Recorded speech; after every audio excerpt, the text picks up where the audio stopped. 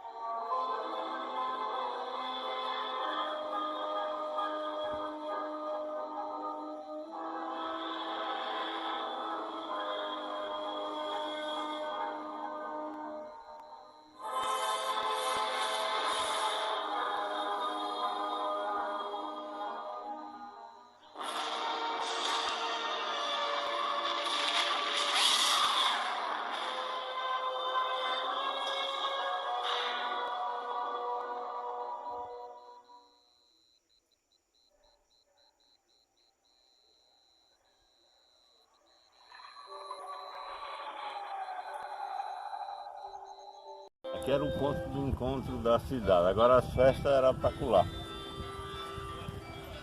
Aquele sítio.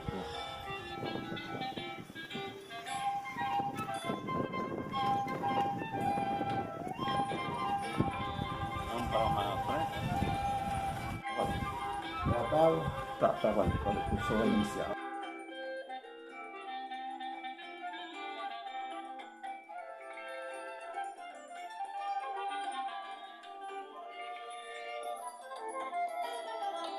Nós estamos começando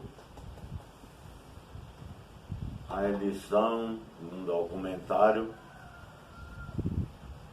sobre a história do município de Carnaubais. E vamos começando entrevistando o senhor Francisco Neri Farias, conhecido como Chico Mariano, filho do tabelião Mariano Barbosa de Faria e Ana Neri de Farias. Aqui era a casa de seu Chico Mariano e Dona Dami, antes deles irem para a cidade nova, para a Nova Carnaubais. Eles moravam aqui. Ele vai falar um pouco onde nasceu e como foi a sua infância. Eu nasci no sítio Rosário, município, hoje município de Carnaubais. Naquela época era o município de Açu. Aí meu pai era tabelião aqui e vinha toda semana, ele vinha de Carnaubais para cá, de pés, porque não existia transporte naquela época coletivo.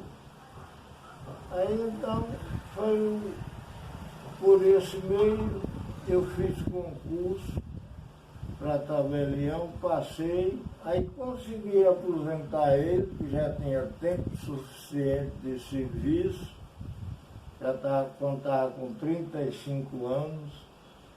Aí eu assumi e hoje me aposentei, passei para a mulher se aposentou, aí continuou e hoje, graças a Deus. O senhor chegou a morar na Timbaúba, não? Não, morar mesmo, eu praticamente morei poucos meses, porque papai comprou uma propriedade lá e nós cultivávamos milho, feijão, muitas coisas, criava um gadinho, mas eu passava o dia lá e vinha dormir na cidade.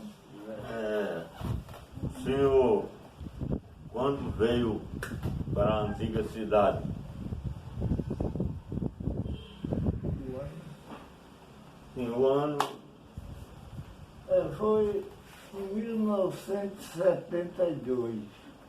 Lá não era cidade ainda, era o município de Açu. E o prefeito daquela época era Costa Leitão, Acelino Costa de Leitão. Foi em 1962? Exato. Certo. Como foi? O senhor fundou um cartório aqui na cidade? Sim, esse cartório ele foi criado muito antes, em 1934. Por ocasião, o motivo da sede do município de Carnaubais era Açu, esses eleitores daqui iam ser inscritos em Açu e votavam aqui. Aí foi fácil conseguir a emancipação do município, por esse motivo. Aí continuou e hoje... Como é que era a cidade de Carnaubais? Era Carnaubais antes de ser cidade? Antes de ser cidade era conhecido por Poço da Lavagem. Era a antiga, e ainda hoje continua sendo a mesma estrada, que dá acesso para Macau, Pendência, Alto Rodrigues, enfim, essa estrada aqui ela nascia no Porto do Carão e subia para a região de Açu e se prolongando até chegar no sertão de Caicó, né? Era essa estrada aqui. Então aqui vinham os tropeiros que saíam do Poço do Carão, das oficinas, de 4 horas da manhã, para ir para o Açu. E aqui, quando era meio-dia, eles paravam aqui, que chamava-se de Poço da Lavagem.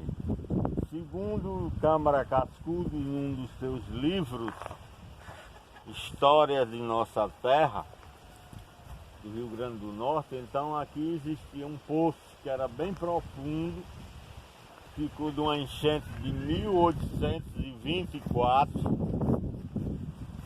ficou aqui esse poço e existia duas grandes cajazeiras frondosas, sombrosas, e eles paravam com os seus animais, davam banho, descansavam e depois seguia a viagem rumo ao sertão.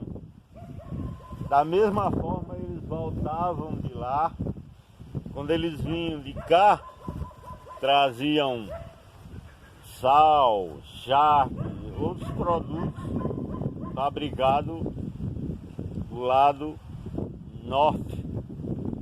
E para o sul, quando eles voltavam, trazia tecidos, farinha, rapadura, produtos lá da região do sertão. E a Carnaubais, na sua história, sempre enfrentou cheias. Qual a maior cheia que o senhor... Não, hoje alguém contava que houve cheias maior do que a de 47, mas nesse tempo ele não existia. Não sei contar a possibilidade. Sei bem do meu tempo, 47, que transbordou todo o vale. O senhor acha que foi maior do que a de 47? Em alguns locais foram. Aqui, parte de Carnaubais, Poço Verde foi bem maior. E só não foi maior lá para o Rosário Xambá, mas o resto tudo cresceu mais. O senhor sabe dizer quantos dias a cidade ficou mudada? Rapaz, ela passou uns 30 dias. Agora, dias subiu um pouquinho, outro dia baixava, mas ficou totalmente intransitável. Permanecia com água. O povo, assim, quando começou as águas a entrar, como é que eles iam se agasalhando? Quando a água começou a subir na cidade, ninguém esperava. Onde é que eles se agasalhavam? Onde é que eles ficavam? Iam uns para a casa dos outros. Aquele que tinha água dentro de casa ia para onde não tinha. Para um vizinho onde não tinha água e recebia uma boa acolhida e assim deu tudo certo. E quais eram os pontos mais altos da antiga cidade, onde o povo ia? As casas, os prédios?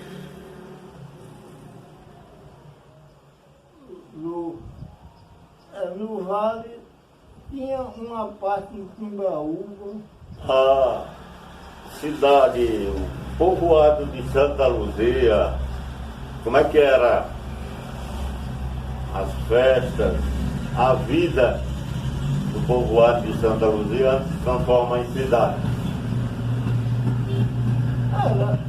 As festas já eram conhecidas e tornou-se tradicionais.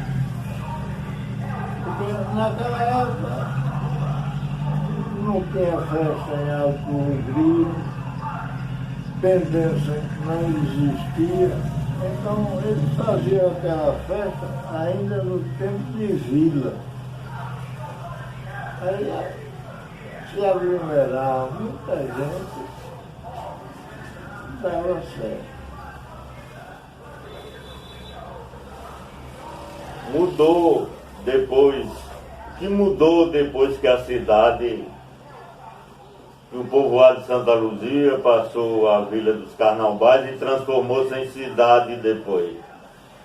Melhorou muito, porque nós, habitantes, conseguimos recursos próprios do governo, pelo motivo de ser uma cidade, um município.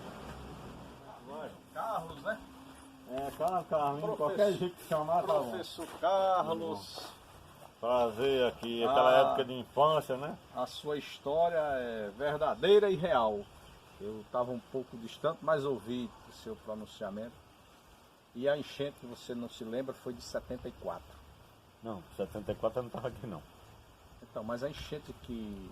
Foi uma enchente antes, 60, de 60 até 69. 67. Pronto, essa aí. 67 teve uma outra enchente antes da de 74, que deu água aqui no pé da calçada. Pode mostrar aí.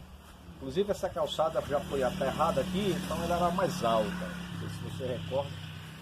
E em 67 houve essa enchente. Eu morava ali, na prensa. Na prensa. Aí né? A água entrou lá, aí nós fomos para aquele quartinho ali. Isso, aqui tinha uma tal de uma usina, um quartinho que meu avô guardava. Pronto, aí eu fui para lá, dele, passando né? uns dias lá, e na época tava a questão de Biró. Biró era um cidadão decente que roubava muito. Tinha aqui na cidade. Eu era pequenininho, não entendia muito, mas assim, depois o meu avô chegou a contar a história desse Biró, meu pai também. Mas eu não lembro dessa pessoa porque eu era muito criancinha ainda, né? Mas ele ficou famoso por fazer algumas ultrapassadas, né? Por aqui, né? Meu nome é Eurivan, hoje conhecido como Eurivan Duarte, né? Trago esse sobrenome aí dos meus avós, que a minha avó Celina Duarte, ela veio da família de Portugal, né? Se instalou ali em Areia Branca. meu avô veio do Patu e eu não sei como, mas o desejo se encontrou, né? Então eles, eu não sei aonde eles se encontraram e vieram fazer vida aqui nessa casa, né? Essa casa tem uma história aí de cerca de mais de 100 anos, né? Construído pelo meu avô quando jovem ainda, né? E por incrível que pareça, nós temos aqui um representante do Rio Grande do Norte na política brasileira como vice-presidente, Café Filho. Café Filho chegou a se hospedar nessa casa numa visita que ele veio fazer aqui, Carlinhos. Eu não sei se você, não é da sua época, mas não sei se você reconheceu essa história. Não sabia, tenho que colocar isso aí, porque o que eu sei é que Café Filho, quando veio aqui, ele tomou café lá na casa de Totônio Benevides, que é aquele negócio. E veio para a feira e tal, talvez isso. Essa viagem ficou aqui. O meu avô João da Cruz, naquela época, ele era o representante eu não me lembro o nome, se era Poço de Lavagem naquela época. Ele era o vereador dessa região em Açu, porque aqui era de Açu, era povoado de Açu. E meu avô, ele foi vereador nessa época, tanto que, como ele era envolvido na política nesse período, se bem que o tempo de vida política dele foi muito curto, mas ele chegou a contar essa história pra gente sobre a presença de Café Filho aqui, numa visita que ele veio fazer e chegou até aqui nessa casa, né? Então tem essa história representada aqui nessa residência. É muito importante isso, eu não sabia. Foi o único cidadão que se tornou presidente da República, que pisou no solo carnaubáense, foi Café Filho, João Café Filho. A política, como eram as políticas nesse período? Não, política, toda a vida, sabe, política tem as rivalidades, mas era uma rivalidade tranquila, não era com absurdo, normais. O senhor sabe o nome das pessoas que já habitavam aqui? Eu conhecia Gregório, agora não sei o sobrenome, Gregório Felipe, era casado com Palmira. E tinha Manuel Martins, também. Esse não tinha mulher, era ele e uns filhos dentro de casa. E Antônio de Joana, chamado Antônio Dantas, chamado Antônio de Joana, era uma das pessoas que tinha aqui. Não existia mais ninguém. Nessa área, hoje, desapropriada. Acho que até aqui era um mercado público, construído por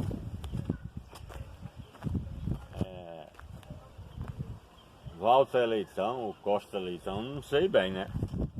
Foi um dos Leitão que construiu aqui esse mercado a pedido de Abel, Alberto da Fonseca, e construíram o mercado aqui, que era o mercado.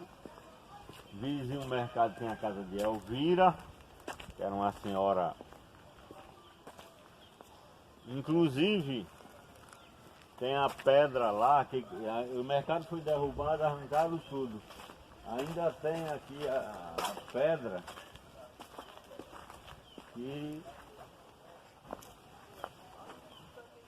do mercado aqui. Acho que é isso aqui. Não sei se dá pra ver. Ficou aí que queriam fazer um cerco assim, mostrando onde foi a pedra, o que sobrou do alicerce do mercado. Era aqui.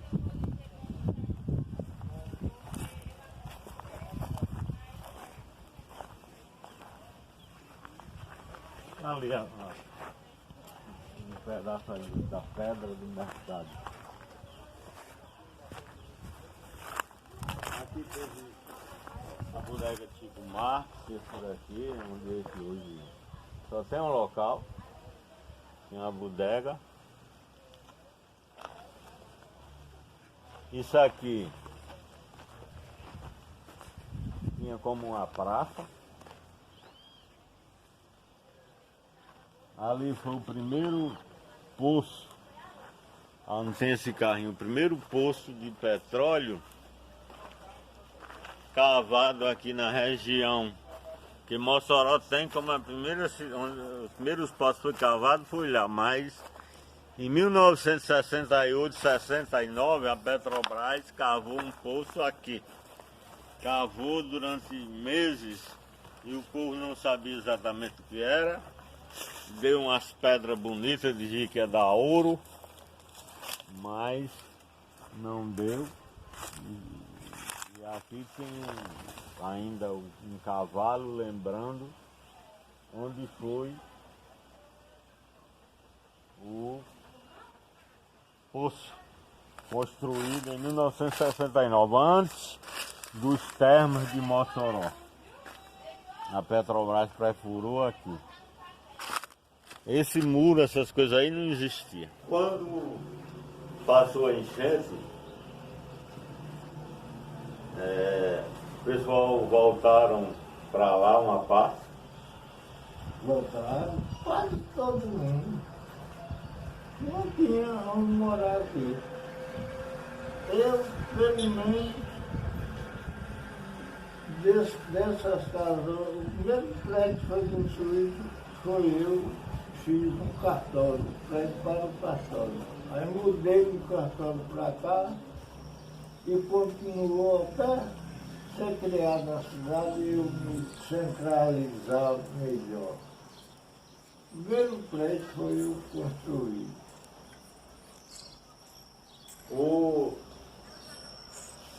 Aí depois, eu nessa época não morava aqui, eu estava em Mossoró, estudava lá.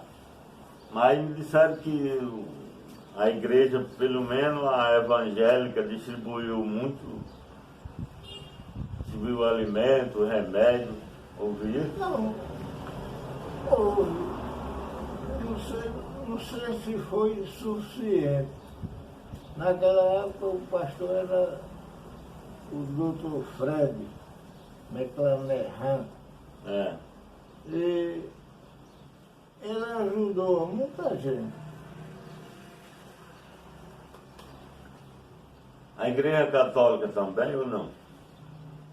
Ajudou no que pôde, menos, bem menos, mas de acordo com o que pôde. Ajudou bastante, só acolher todo mundo lá na enchente. E assim, algumas casas ali na cidade que o pessoal ficava, prédios como igreja, mercado, teve alguns pontos assim? Se passou muito tempo. E o pessoal ia para lá. Sim. Aí as águas sempre iam crescendo, cada dia aumentava um pouco. Aí não tinha mais. A minha casa, pelo menos, quando começou a enchente, era água do joelho. E com o decorrer do tempo, aí foi aumentando, a gente ia aumentando. Eu, pelo menos, naquela época, tinha 2 veículos. Aí consegui tirar das garagens, que a gente via a água aumentando, aí empurrado.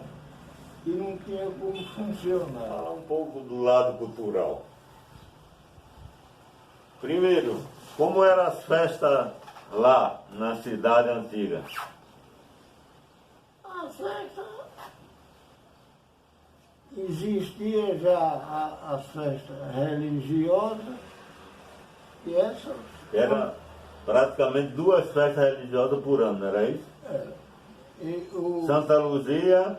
o padroeiro lá, por incrível que seja, a denominação Santa Luzia, mas o padroeiro lá era São José, onde foi feita a igreja. E São Sebastião também era comemorado lá, né? Pouco. São Sebastião era mais ali, no Arraial. Tinha a igreja também de São Sebastião, edificada, e existia festa anualmente, no dia 20 de janeiro de cada ano.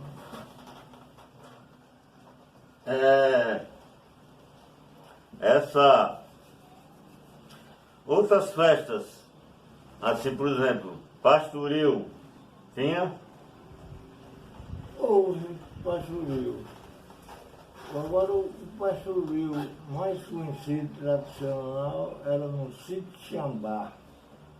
Esse funcionava todos os anos, naquele período certo, na casa do Luiz Barroso, em frente à casa do Luiz Barroso. O pastoril é uma dança folclórica que veio da França para Portugal, e de Portugal veio para o Brasil, e aqui no Nordeste havia esses pastoris com cunho religioso.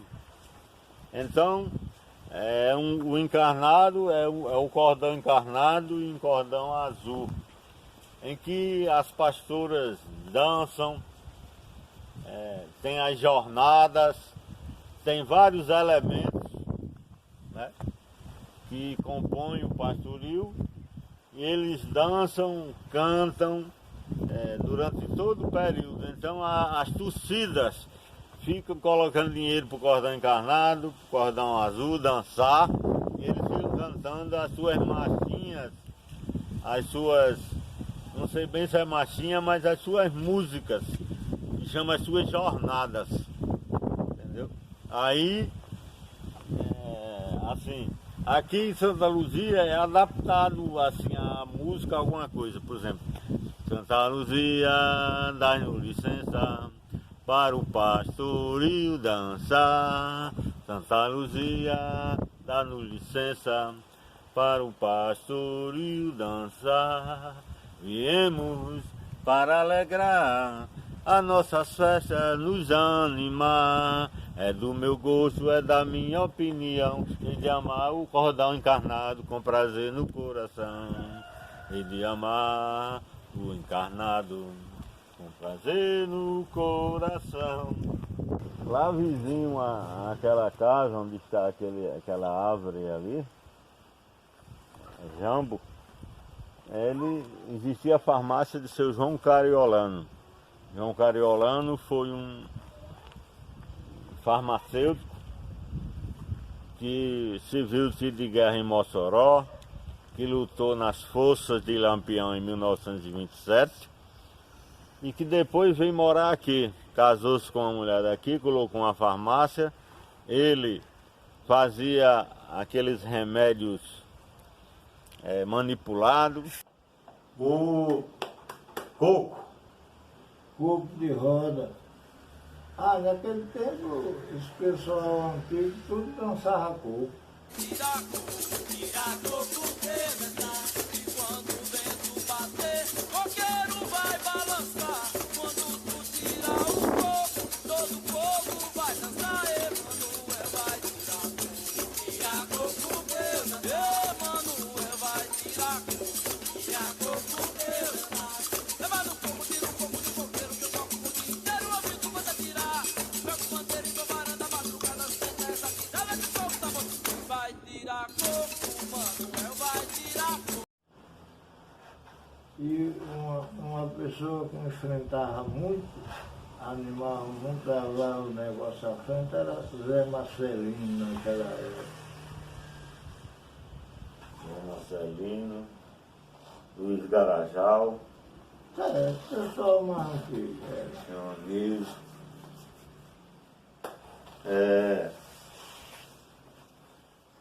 Inclusive, nós saímos daqui de Carnaubais mais de uma vez para ir dançar esse coco, chamado coco, dançar na cidade de Açu, que lá não era conhecido. E eu participei ainda de várias idas. O boi de reis aqui não tinha, vinha de fora, né?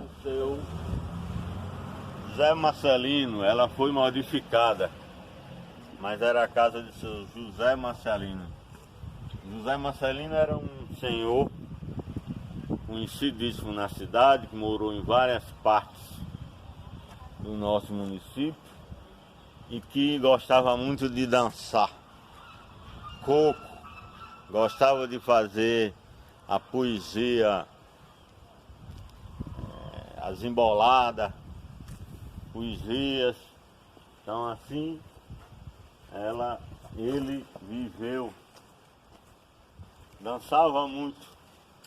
Essa estrada aqui não era calçada, mas desde que se entende de Carnaubais já existia essa estrada aqui. Chamava-se o Beco da Intendência. Ainda não descobri a razão dessa história.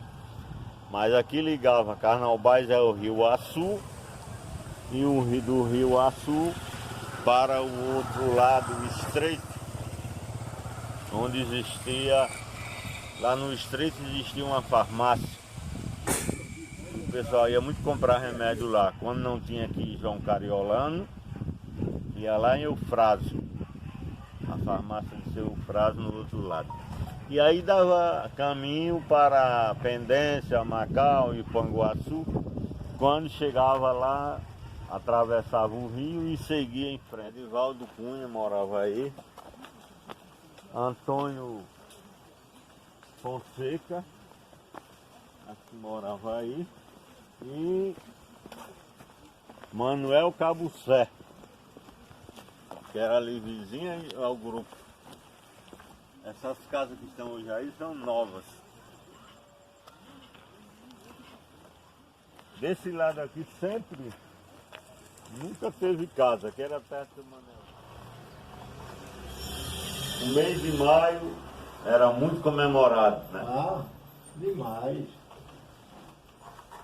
As novenas, com anjos, com tudo, não era assim? Você Exatamente. lembra de algum fato assim, aflito, algum fato engraçado da época da enchente? Ou triste, ou engraçado, ou aperreio? Não, o ensino era isso, como eu falei. As águas chegavam aos poucos e ia crescendo, e o povo se animando, tomando banho de rio, a água, da enchente, e formavam um grande movimento. Eu vivi algumas enchentes aqui em Carnaubais, vivi algumas lá em Mossoró. Sempre a água, pelo menos quando eu estava aqui, quando lá, o povo tem alegria, né? Quando vem enchente, se anima, é bom que só. Só entristece aqueles bem idosos, mas a mocidade se alegra. Você ouviu falar, quando morava na cidade acolá, que sempre tem as histórias, e até eu me interesso sobre isso assim, de alguma mal-assombro, de algum coisas que apareciam assim, porque eu me lembro aqui que falava a história da macacaúca, a história do rolo, Não, do lobisomem, existia. das oiticica mal-assombrada. Pelo menos na Timbaúba tinha um senhor lá, que eu não me lembro bem o nome dele. A gente saía de Carnaubais, aquela turma de 8, 10 rapazotes, meninos. Aí ia perrear ele, apelidar ele saía com tudo, a porta amarrada, a porta estava amarrada com a corda, ele saía com a faca na mão, mas nunca chegou a furar ninguém, nem prejudicar. Apenas se encabulava, era encabulado. Aí quando ele morreu, ficou a casa mal-assombrada? Não deixa de ter ficado. Muita gente não ia lá, mas ficava inclusive na minha terra. Aí ele disse que lá de baixo viam umas bolas de fogo.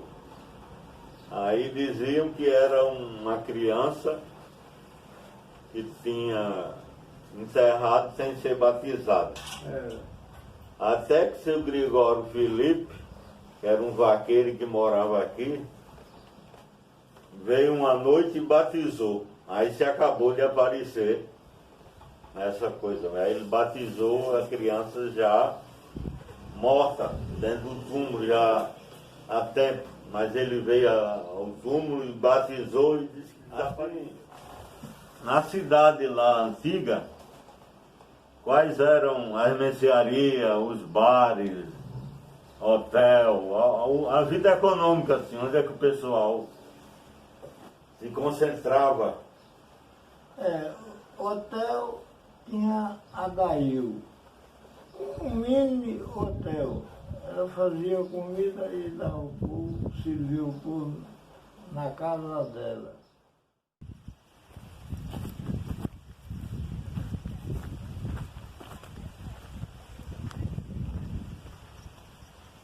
Chafariz,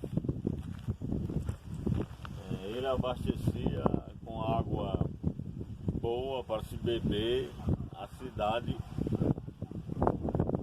nova, logo que o pessoal foi se mudando para lá. E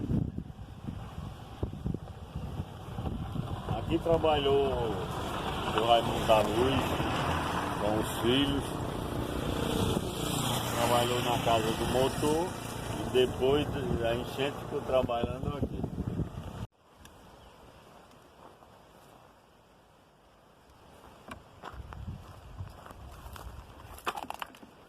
Aqui era a casa de seu Verdi Cortez, ex-vereador, representava a várzea no Açu, mas quando Carnaubais passou a cidade, ele não quis mais ser candidato a vereador, logo de início, não quis.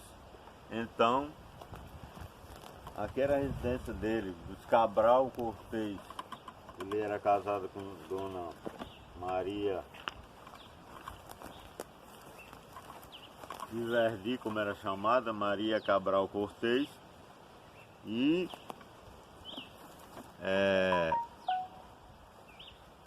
aqui era onde era a família dele. Vizinho, tinha várias casas também da família, de agregados. Ao lado ali morava uma figura importante que foi seu Joel Siqueira e Dona Zulmira Bezerra de Siqueira, morou ali. E vizinho morava seu Tota. Tá lá, era a última casa dessa região. Mas aqui existia um complexo de... morava aqui Zé Militão. Lá mais à frente existia uma casa também muito grande, que era de Zé Cabral, depois passou para Zé Canuto, uma casa grande. E vizinho havia um complexo de oficinas, de prensas, usinas de Carnaúba. Havia a usina de Zé Militão, a usina de Zé Cabral e a usina de seu Verdi. Tudo que fabricavam cera. Fortunato de Albuquerque, estão em Januário. Mas alguns políticos de Açu, Odilon, o deputado Olavo vinha aqui porque era aquele pessoal mais ligado ao Verde, ligado a Luiz Alves, esse povo que lia alguma coisa. Eu sei que ali tinha a bodega de Esaú, que Esaú era um conservadores, né? Era um dos conservadores. Que eu não sei se posso dizer isso para não magoar, mas segundo diz ele era um dos informantes da ditadura. Aí foi a casa de seu João Sobrinho, depois Velho Marcos morou nela. Velho Marcos era um achante, lá na frente a gente mostra outra coisa, que foi uma outra casa que ele morou. Que era a casa do seu João Sobrinho, um policial muito destacado aqui na cidade. Ali tem a casa do seu Eduardo Moura, ali, mas as primeiras Foi derrubada. professoras que o seu Fred McLennan trouxe, uma do Recife e outra dos Estados Unidos, chegaram a morar aqui. Era a casa dos professores. E ele fundou ali o grupo, a escola brasileira, que ensinou de primeira a oitava série. A sétima série, chegou até a sétima, mas não chegou a ser registrado. Mas tinha professores de inglês, de português formado por universidade, formado em letras. E tinha uma americana, chamava-se Miss Doris. Miss Doris morou aqui, uma missionária americana, amiga de seu Fred, que ensinava inglês nas classes maiores. Nas menores, seu Fred, Dona Virginia, dava. E deu muita educação e conhecimento aos nossos filhos, que hoje nós temos pastores em Manaus, pastores no Ceará, pastores... Quais as famílias de destaque aqui na construção da antiga Carnaubais, na formação do município?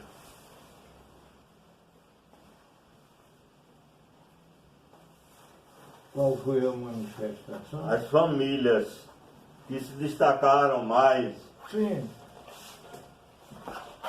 Naquele tempo tinha Abel Alberto, que foi o fundador, era o único poderoso que tinha aqui, né? Aí depois veio se aproximando, Esaú, depois veio Chicamão. A juventude de Carnaubais, ela,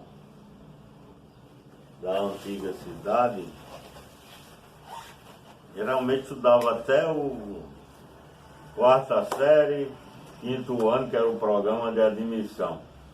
Aí depois, aqui geralmente ele parava. Qual era o sonho desse jovem? Eles tinham vontade de ir à frente ou se acomodavam com isso mesmo? Não, isso é como em toda cidade existe. Eles pensam uma coisa diferente. Agora, naquela época não tinha condições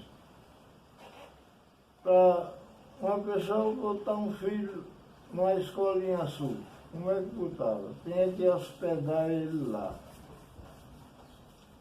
Aí não tinha transporte todo dia. Era 2 vezes por semana. Eu, pelo menos meu tempo de aula em Açu, todo meu tempo foi 1 mês, porque eu tinha muita vontade de estudar e padre sempre é um homem inteligente, toda a vida foi inteligente e ele vê a necessidade da população de uma certa maneira. Aí ele viu que eu tinha uma vocação boa, grande. Aí ele um dia chegou a perguntar a mim se eu não tinha vontade de estudar em Açu. Eu digo, padre, vontade eu tenho, agora eu não posso. Meu pai não pode botar, eu não tenho condições nenhuma. Ele disse, aí nós conversamos muito tempo, aí ele disse, aguarde a minha vinda aqui depois, para eu dar uma resposta. Eu disse, tá certo. Aí ele foi ao Açu, falou com Dona Glorinha, que era professora dos bancários dele. Era famosa ela. Era famosa. Aí conseguiu, se ela podia me enquadrar numa turma. Aí ela disse, padre, é muito difícil, padre, porque quando o padre disse o grau de instrução, meu grau de instrução, eu disse, é muito difícil, que eu não tenho gente nesse grau, tudo é superior. Mas, como é um pedido seu, eu vou aceitar o rapaz aqui, passar um mês aqui. Aí ele me disse, eu fui, quando cheguei lá, ainda me lembro, quando eu entrei na aula, ele explicou para todos os alunos. Olha, tem esse jovem aqui que vem estudar aqui com vocês a pedido do Padre Américo, que é uma pessoa que eu não posso faltar. Agora o grau de instrução dele é menor do que o menor que tem aqui, é o menor não sei quantas vezes, para ele se enquadrar. Aí ela fez a explanação. Olha que o João Francisco, ele vai estudar aqui, foi um pedido do Padre Candé e eu não posso faltar, mas ninguém se baseie com isso não. Não vão por ele. Sigam o que vocês vinham estudando. Aí todo mundo está certo. Só quando foi uns 8 dias, eu me hospedar lá no centro educacional, recém-construído. Aí, quando foi, eu não esperava chegar um. Rapaz, eu vim aqui para resolver esse problema aqui. A gente tem que ter esse resultado daqui amanhã, depois, não sei quando. Aí eu digo, mostra aí o que é. Aí eu dizia, isso aqui não é problema não. Aqui já está resolvido, é assim. Joaquim Inácio era um comerciante que veio de Panguaçu e que se estabeleceu aqui durante muito tempo. Tinha um comércio no mercado, uma bodega que vendia de tudo, e aqui era a casa onde morou a maior parte dos irmãos de Luizinho Cavalcante, Dona Luísa Cavalcante, que ao deixar o pai de Luizinho veio morar com a mãe, que morava aqui. E aqui, onde estão construindo essa nova casa, era a casa do vereador Antônio Lima de Albuquerque, seu Limeira, conhecido na cidade, que trabalhou nos Correios e que durante muito tempo morava aqui. Terezinha de Limeira e seu Limeira. Hoje está destruído. Foi aqui onde foi a primeira feira de carnavais. Fizeram uma palhoça e aqui vendia as coisas na época de Abel Alberto da Fonseca. O carnaval aqui, como era? Lá na cidade antiga, havia carnaval? Como é que se brincava o carnaval? O jeito que quase que se brinca hoje, com menos intensidade, mas era o mesmo freio. Tinha blocos? Bom. Blocos assim que vinha de algum canto? Daqui mesmo da cidade? Daqui, bloco mesmo, veio passar a ter quando nós já estávamos aqui na Cidade Nova. Quem criou esse bloco foi Giovanni, fez um palanque em frente à casa dele, e se comemorava lá. Mas o bloco do Tatu, o bloco de Manuel Periquito, já existia lá na cidade antiga, né? Eram uns blocozinhos, conhecido como bloco, ele dizia que era bloco, mas ele saiu só pulando. Manuel Tatu, por exemplo, saía daqui até entroncamento, pulando no meio da estrada, aí o pessoal acompanhava, formava o bloco. E o de Manuel Periquito? O Manuel Periquito era na Arenosa. Eu já cheguei aí também a olhar, efetuado na casa de Pedro Ferreira, vizinho a Totão de Benedito. Aí isso aqui não existia, né? Foi construído depois, que era a loja de Antônio da Loja, que já faleceu, foi para Pendência. Aqui era a casa do motor, só resta esse tanque que tinha água. Era a casa do motor e lá, mais acolá no fundo, tempos depois surgiu o Cresce. Cresce era clube recreativo, esportivo, social de Carnaubais. O Cresce, que era um clube que tinha lá. Pertenceu a Rivadavia, depois pertenceu a Giovanni Vanderlei. E a Casa do Motor foi antes desse clube, porque daqui é onde existia a energia da cidade, que iluminava a cidade assim. 6 horas da noite acendia-se as luzes. E 9h30 dava um sinal para apagar e passava mais meia hora. Passava mais meia hora. E de 10 horas se apagava as luzes da cidade, que era gerada por esse motor chamado motor de explosão. Então, durante muitos anos, quem cuidou desse motor foi o seu Raimundo da Luz, recém-falecido. Aqui já ficava o hotel de Adail, que depois foi transferido para outro local e terminou na cidade. Tinha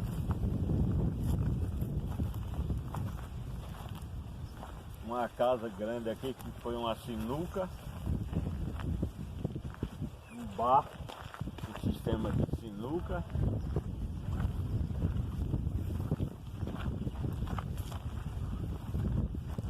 Para cá teve, ali ainda está a casa de seu João Sobrinho, que foi João Sobrinho foi um senhor soldado que também faleceu, que chegou sargento e chegou a ser sargento. Aqui era o prédio, hoje não existe mais nem, talvez existe, da primeiro sobrado, primeira casa de primeiro andar, que pertenceu a Abel Alberto da Fonseca, que depois passou para seu Fred McClanahan, comprou o prédio e ficou morando aí mais ou menos na Virgínia, e depois foi a casa que seu Chico Amâncio comprou essa casa aqui, nunca morou, mas comprou esse prédio, até derrubá-lo em 2008.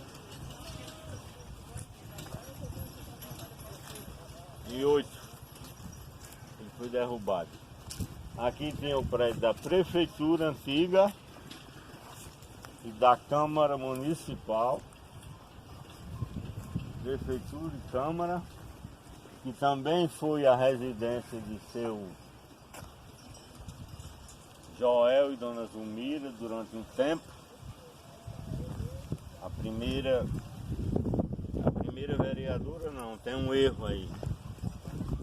As pessoas têm Dona Zulmira como a primeira vereadora, não. A primeira vereadora foi... Ela hoje ainda é viva e mora em Pendência. Nesse sentido aqui, está ao lado sul, indo para o Açu, a estrada de Açu era justamente essa, o sentido da Rua da Palha para o sul.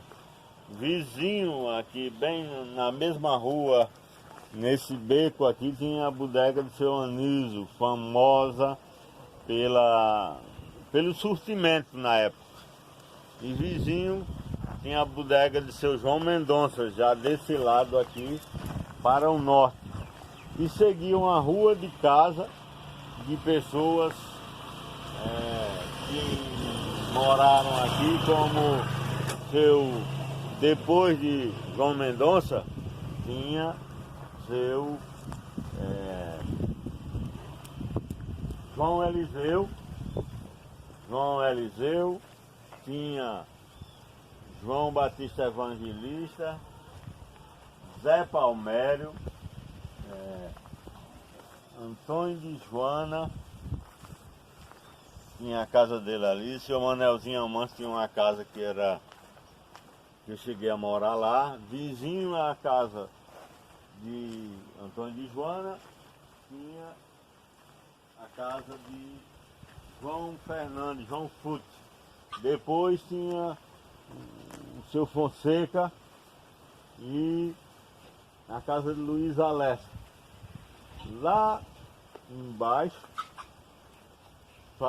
passava um espaçadiço, uma coisa, mas a rua seguia nessa direção. Tinha a casa de Pedro de Luca, tinha a casa de João Silva e tinha a casa de um senhor que a gente chamava, de um filho chamado de Amigo da Onça. Esqueci o nome dele agora. Então tinha essa rua de casa até acolá onde era o campo, né, nessa direção que dava para o lado de baixo, como a gente chama, o lado norte, para a banda do entroncamento, esse lado aqui.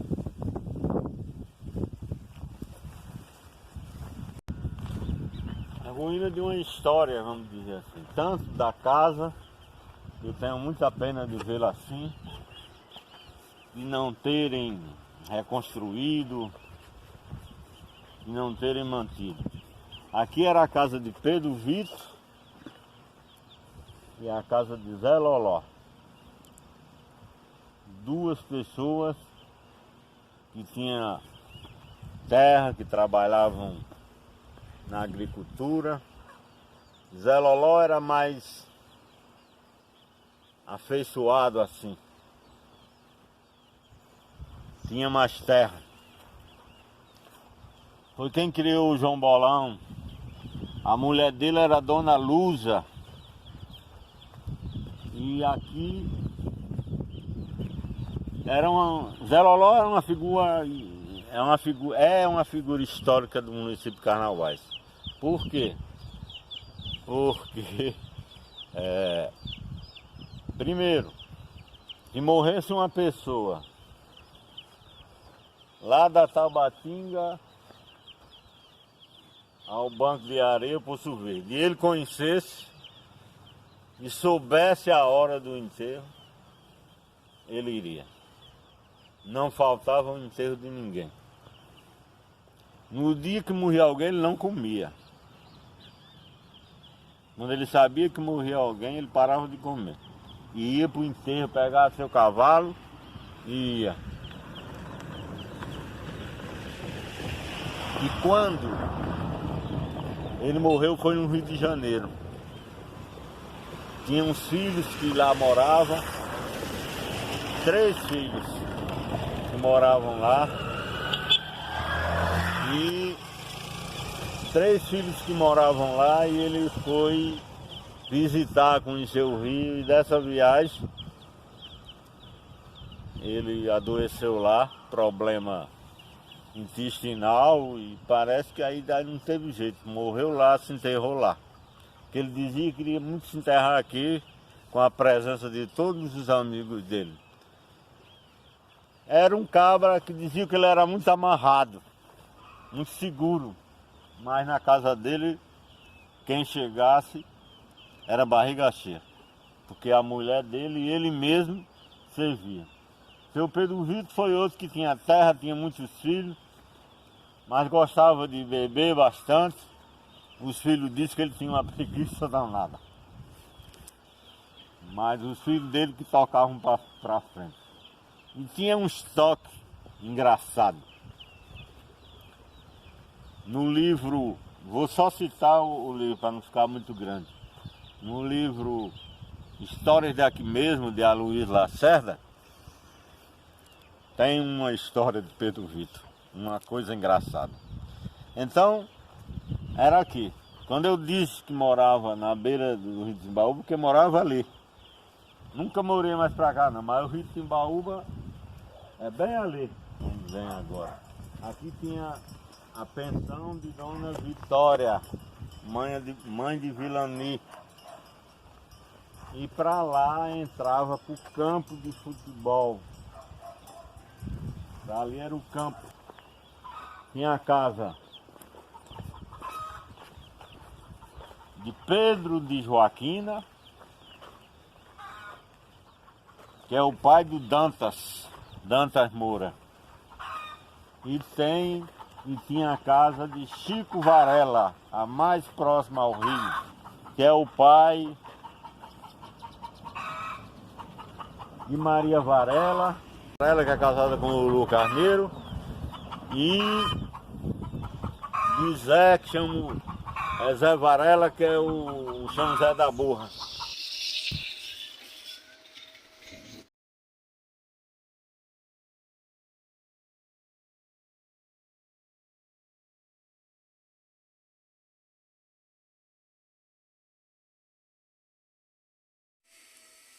No ano de 1974, ocorreu a maior cheia de carnaubais da antiga cidade.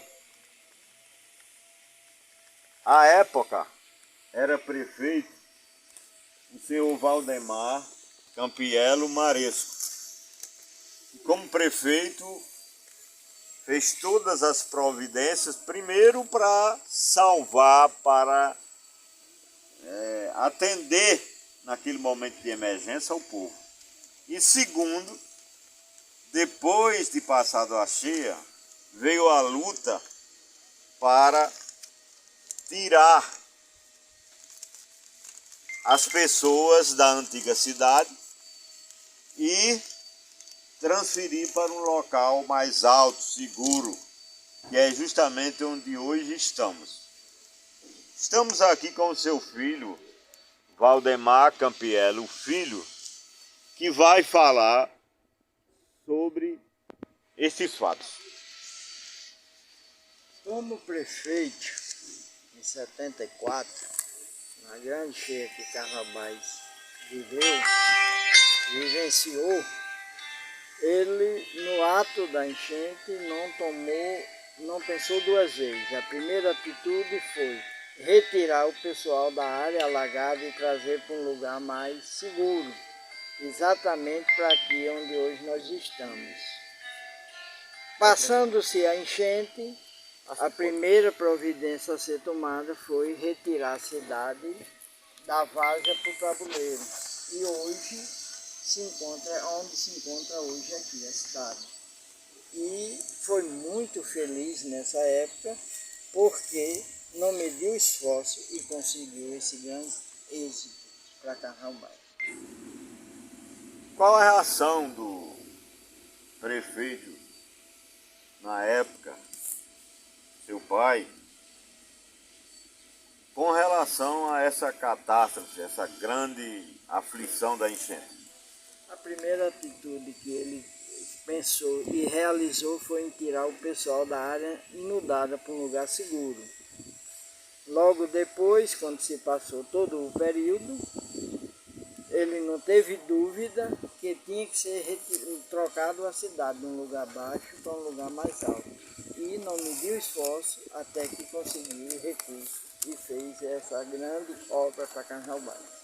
Como foi, assim, com quem, como foi que ele articulou os barcos de salvamento?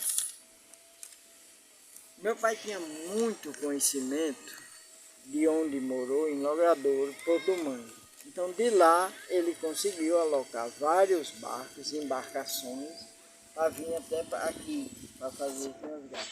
E pediu socorro ao Exército Brasileiro, no qual disponibilizou de muita embarcação e não deixou que ninguém ficasse na várzea inundado por muito tempo. A construção da cidade depois, como foi que ele conseguiu? Quantas residências foram feitas na nova cidade? Meu pai conseguiu através da Sudene a construção. Ele queria um número maior de casas e alguns prédios públicos no meio. Aqui não tinha casa não, senhor. Aqui uma casinha perdida aqui por lá. Quando falava de disco de tabuleiro, aí dizia, ninguém é bode para ir para o tabuleiro não, ninguém é bode não. Não tinha casa, não tinha essa estrada, não tinha nada. Aquela enchente de 74 pegou todo mundo ali de boca aberta. Tudo de lenda, mas eu não peguei ela não. Mas eles diziam, o senhor de André e outros diziam, que aquela enchente foi uns 3 dias. A água baixou, 47. Essa foi mais de mês. Dessa que fizeram, quando foi a meia-noite do dia, a água, quando deu pé, fofocando, levantando. Aí a água subiu. Aí quando foi para de manhã, fomos para uns bancos, umas coisas passadas, umas mesas, umas coisas. Mas disseram que quando amanheceu o dia, e foi para o fogão, naquele tempo era lenha, e foi para o fogão, fazer o fogo, e viu o fogão coberto d'água, cheio d'água, aí me olhou de surpresa mesmo, agora nós estamos presos. Porque nem o café, o final do Manelzinho, a mancha, carregou gente até o dia todo. Porque ele já tinha me contado, que Manelzinho mesmo, eu estou tirando um fogo que está lá, pastor, que está mais de perigo, eu estou tirando. Espera aí. Quando cheguei na rua, aí o delegado era o sargento, não sabe? Chiquirinho. É o Chiquirinho. Tinha chegado há pouco tempo. Aí eu fui, disse, seu Chico, me dando isso das águas, porque arrume seus troncos e faça tudo, vai-se embora para o tabuleiro. Porque a hora que eu recebi foi que daqui para meia-noite é que vai cobrir tudo d'água. Tem uma caideira, um pau bem grande, aí na barragem enganchou o lado. Aí a água reportou para trás. Se esse pau passar, de repente a água aumenta aqui de repente. E se ele não passar daqui para meia-noite, cobre tudo d'água. Aí eu vim embora para casa. Quando eu vinha, aí nós tinha aquelas casas, do lado de outro tinha uma bodega e tinha o final João Mendonça, pai daquele menino de Marcinha, a Marcinha era um menino. Aí o pai dele, aí tinha umas moças. Aí uma disse, seu Luiz, e as águas? Eu disse, a água, diz que agora, eu ouvi dizer que agora que vem muita água. Aí uma disse, deixa vir. Aí uma pegaram a brigar. Aí uma disse, mas ele nunca foi de prosa. Você sabe que ele nunca disse prosa a ninguém. Aí eu passei tudo embora. Quando eu cheguei em casa, aí com o pai de Rudidoca estava.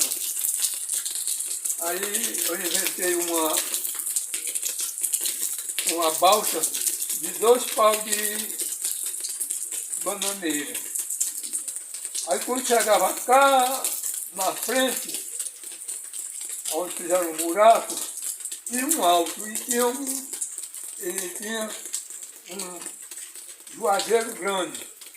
Aí nós dissemos, vamos deixar uma parte do povo no juazeiro e vamos deixar lá e quando voltar, aí nós vamos buscar o resto. Aí vamos cair bem em cima daquela lagoa, chamada Lagoa de Maria Bonita, cá onde tem aquela bacia hoje. Aí quando nós chegamos lá, menino, o fio, a água tinha encostado, era talho, era aranha, Pobre eu não vi bem não, mas depois a gente vê as caranguejeiras por cima do coisa. Aí vamos subir e cair mais em cima. Aí fomos. Mas a nossa felicidade foi que o Finado Zé Carreiro tinha feito uma balsa de mulungu, muito boa, e tinha botado, a primeira vez que ele ia em busca da cidade velha, na balsa, era essa viagem. Aí encontrou com a gente, mesmo quando a gente ia subir. Aí quando encontrou, aí pegou mais da metade. Francisco era bem pequenininho. Aí botou Francisco, Elizabeth, Chagas, pegou umas pessoas. Aí o resto, nós viemos na balsinha dele, nos paus dele. Aí eu fui para a casa do meu sogro, ali de Sinasco para cima um pouco. Aqui, lá, aqui embaixo. De Sinasco para cima. Ainda hoje tem a casa em terra, uma casa velha de trás. Ali onde tem aquele povo, um bocado de casa. Ali, onde tem um bocado de casa que tinha aquela entrada, a gente olhando, aí veio a casa. Uma casa velha, bem acabadinha. Uma pessoa um tempo tinha me dito. E eu agora, umas 2 semanas eu passei olhando, aí vi. Eu disse, mas está aí. A pessoa conversando, disse, aquela casa ainda está em pé, não está?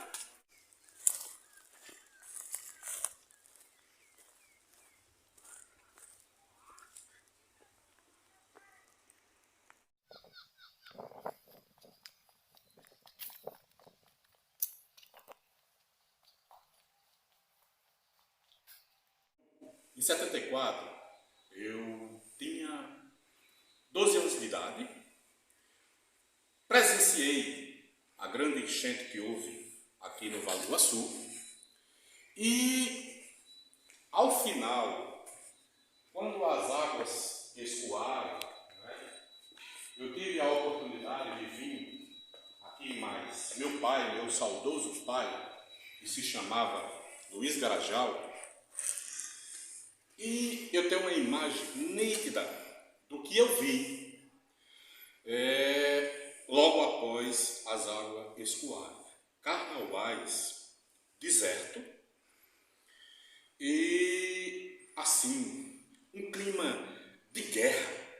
Vocês já ouviram falar no tsunami, naquelas tempestades que passa lá naqueles países? Estava pior. Era gato morto, gado. E o mais que me chamou mais atenção eram as casas. Carnaubais sempre foi do pessoal hospitaleiro e um pessoal pobre que sempre trabalhou para se manter na agricultura. E aí a água tinha levado tudo. E eu olhei para meu pai e vi as lágrimas escorrendo. E eu não me contentei e chorei.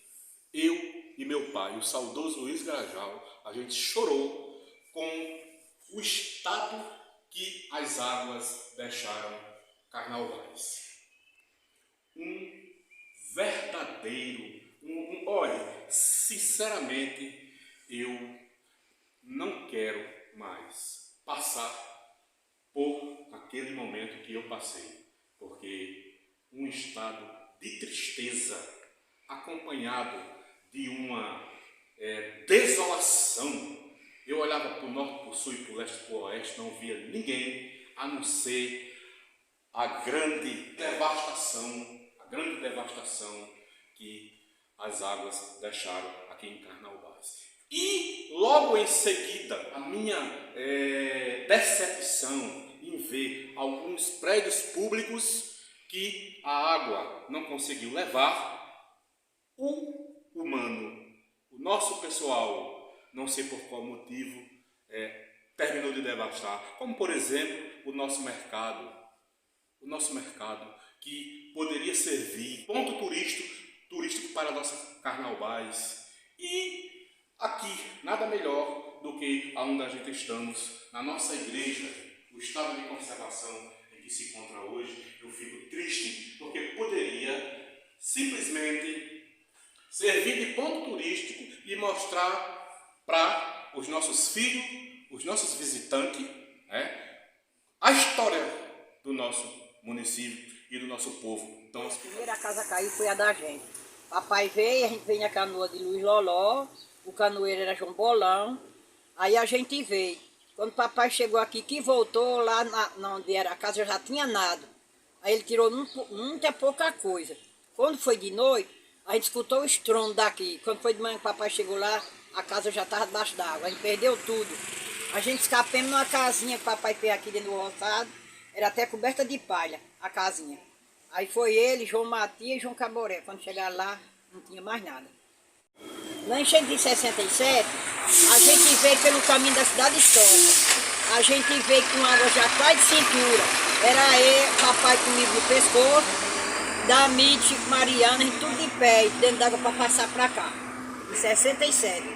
Eu tinha 6 anos de idade. Se fosse salvado. Claro que a gente fica chamado de uma coisa, quando muda, é diferente. A igreja foi para a comunidade, né, como refúgio de proteção. Com certeza Santa Luzia protegeu a sua comunidade, né? E sai juntar a boca à noite, vinha aquele povo tudinho sentar nas calçadas, ficar de fora para olhar. Essa imagem que vocês estão visualizando, estão vendo, eu presenciei. Estava no local quando, não sei informar como foi que chegou até aqui, mas sei que foi um gesto de solidariedade da nossa população. Na enchente de 74, o carro não podia mais ser levado para a cidade o tabuleiro, né? Se na época era o tabuleiro, não era Carnaubais, era o tabuleiro. E o pessoal, se solidarizando com a situação, pegaram o carro. E o mais interessante foi que, no momento, a população, o povo, se solidarizou de uma forma tal que pegou o Corcel 73 de cor branca e subiu, todo mundo unido, a união faz a força, e colocou nesse local. E aí sim, salvou o patrimônio do nosso amigo, que até hoje existe. Filhos e netos que quiserem comprovar essa história, o carro ainda existe em perfeito estado de conservação. Mas o que chama a atenção é a solidariedade do nosso povo, do povo carnaubaense, para com o momento, não é? Porque de qualquer maneira, se não tivesse acontecido isso, o povo não tivesse se solidarizado, com certeza seu Léo tinha perdido o patrimônio que até hoje é patrimônio da família. É essas lembranças que num momento me recordo aqui da cidade histórica, de onde eu morei, e da infância do Rio, então, da Timbaúba, dos banhos.